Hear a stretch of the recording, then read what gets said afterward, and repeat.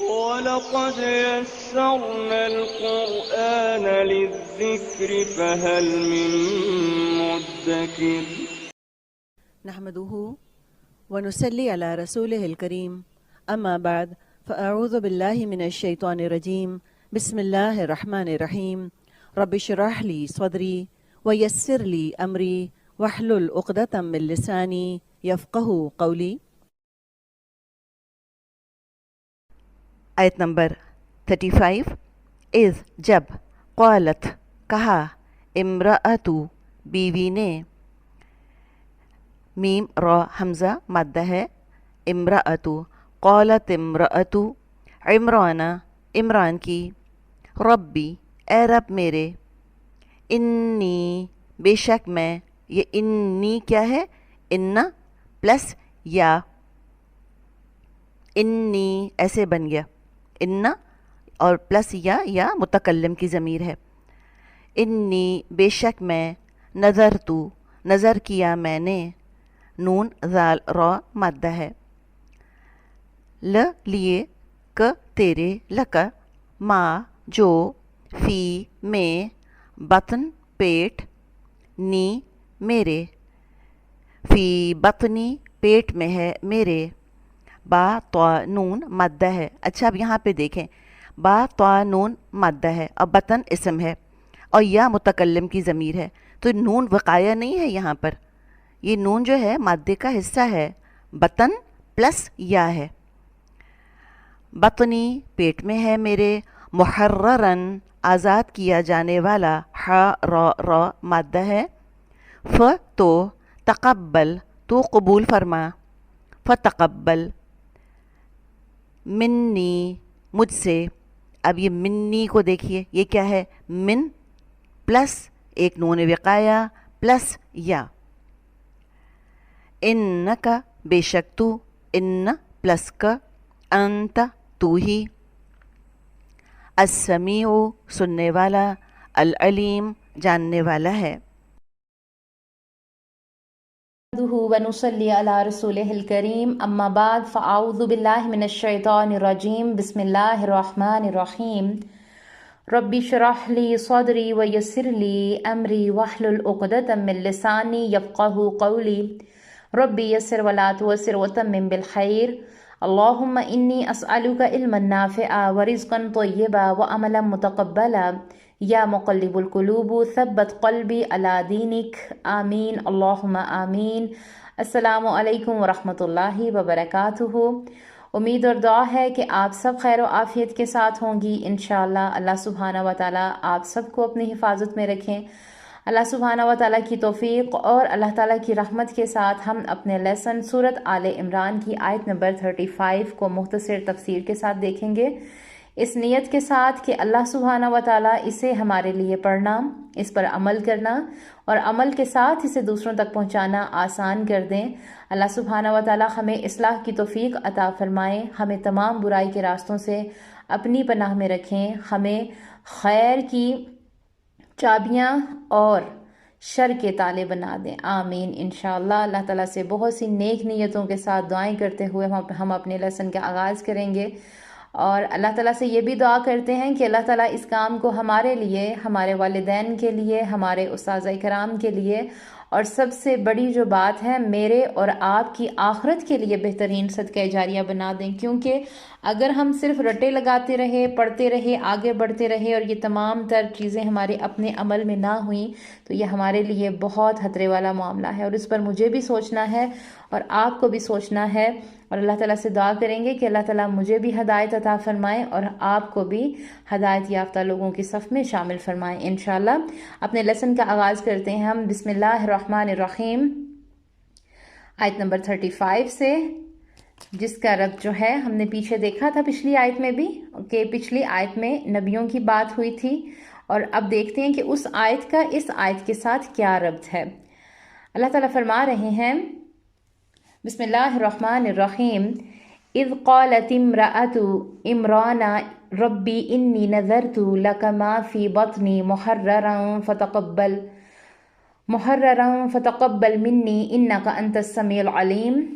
ترجمہ دیکھ لیں.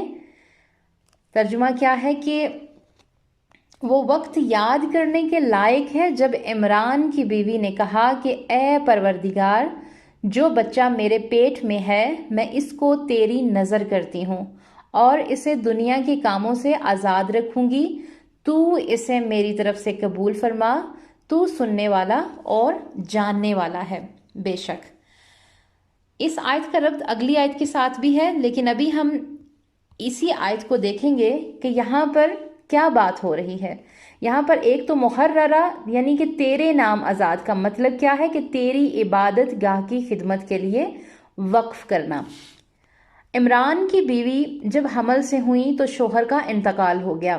عام طور پر ہماری سوسائٹی میں ایسی عورت سے کیسا سلوک کیا جاتا ہے اور عورت خود کو کیسے محسوس کرتی ہے؟ یہ امرات عمران بہت متقی اور زہد والی تھیں۔ انہوں نے اللہ سے دعا کی کہ یا اللہ میں اپنے بچے کو آپ کے دین کے کام پر لگاؤں گی۔ اس نظر کو نظر تبرو کہتے ہیں۔ انہوں نے نظر مانی تھی کہ میں اپنی اولاد کو نیکی کے کام پر لگاؤں گی۔ پچھلے زمانے میں لوگ اس طرح کی نظر مانگا کرتے تھے۔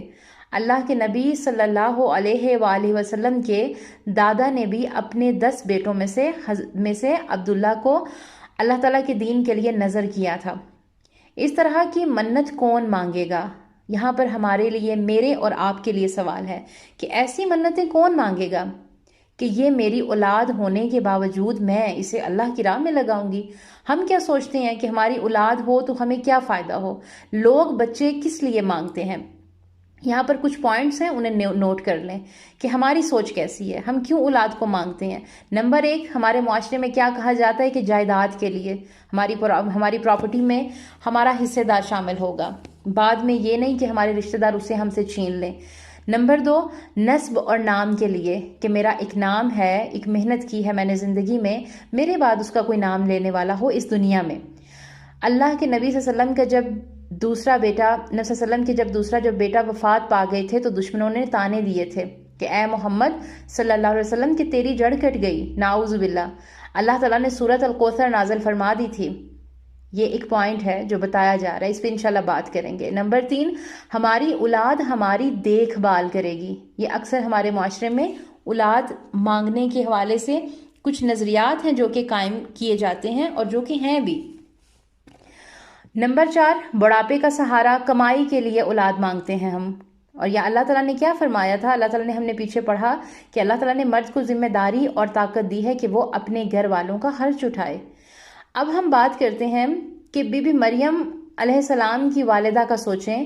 انہوں نے اولاد بھی مانگی تو اللہ کے دین کے لیے، کوئی دنیاوی فائدہ نہیں سوچا، اللہ کے دین کے لیے مانگ رہی ہیں، کیونکہ ہم جو پڑھ رہے ہیں وہ کیا ہے؟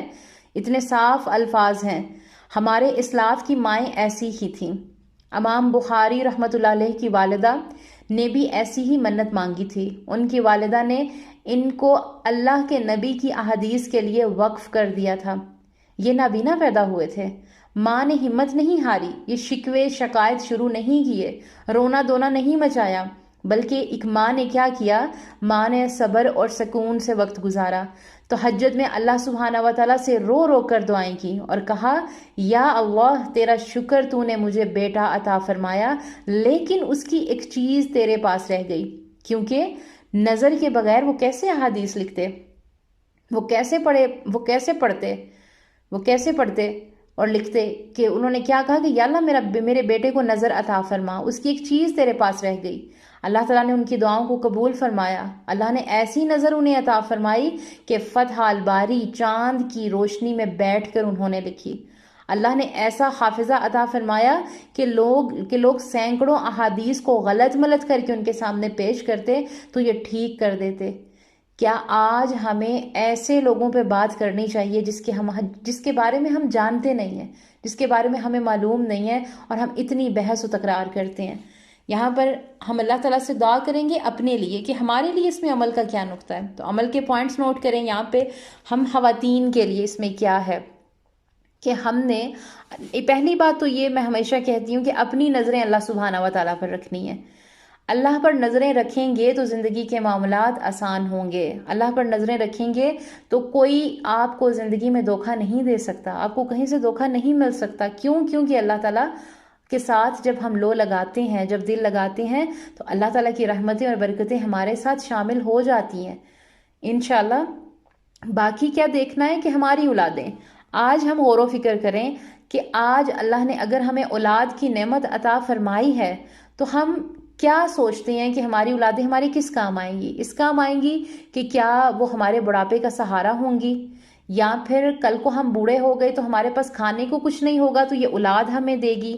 اگر ہم ایسی سوچیں رکھتے ہیں اور صرف انہیں دنیا سے جوڑ رہے ہیں تو یقین کریں ہم بہت بڑی غلط فہمی کا شکار ہیں. جب تک ہم اپنے بچوں کو، اپنی اولادوں کو دین سے نہیں جوڑیں گے، جب تک ہم انہیں دنیا کے ساتھ ساتھ آخرت کی فکر کرنا نہیں لگائیں گے، کوششیں ہم نے کرنی ہے، دعائیں ہم نے کرنی ہیں، باقی اللہ سبحانہ و تعالیٰ کے کام ہے.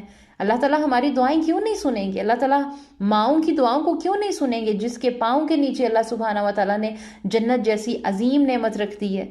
تو آج ہم ماؤں کے لیے بہت بڑا اس میں جو ہے عمل کا نقطہ ہے کہ کیا ہماری دعائیں ایسی ہوتی ہیں. ہم یہ تو کہتے ہیں کہ ہمارے بچے جو ہیں مرنے کے بعد ہمارے بچوں کا کیا ہوگا، لیکن ہم یہ نہیں سوچتے کہ اگر ہمارے بچے ابھی مر گئے تو ان کا کیا بنے گا.